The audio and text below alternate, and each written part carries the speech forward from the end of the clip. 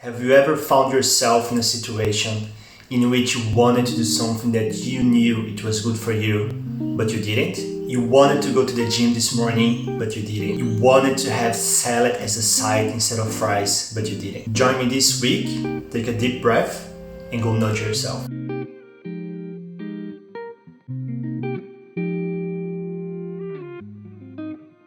Since I moved to my apartment, my daily routine looks like this.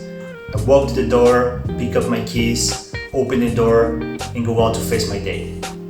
The only thing is, quite often I would completely forget my keys, and just after working, doing anything I had to do outside, I'll just realize that I had locked myself out of my flat. After several conversations with really overpriced locksmiths, I discovered this.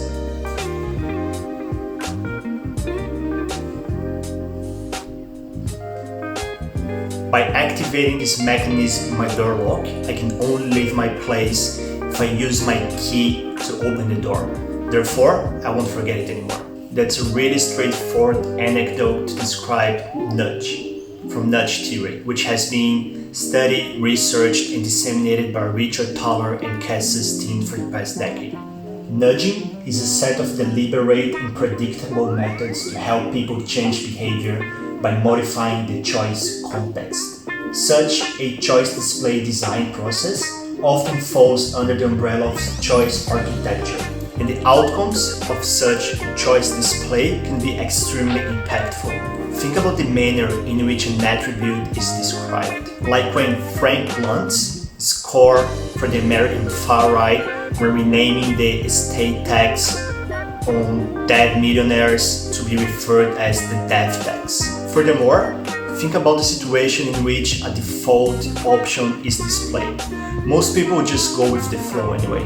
Countries that have adopted a opt-out organ donation program, so people have to deliberately say that they don't want to donate their organs after they die, these countries often display an average of 90% of organ donation. Whereas countries that have an opt-in policy, so people have to explicitly say that they want to donate their organs after they die, have only a 15% organ donation rate. Most humans like you and me and most people out there, we prefer simplicity. We create these mental models to help us navigate this complex. We prefer to avoid the hassle.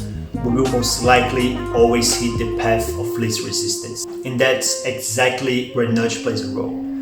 Interventions that are small and cheap that can get us in the right direction. There are so many unpredictable and complex situations out there in which we can only see the fog. But science is the candle in the dark. Thank you so much for joining me this week. Let me know your thoughts around nudge. I'd love to hear that. And as always, see you next week.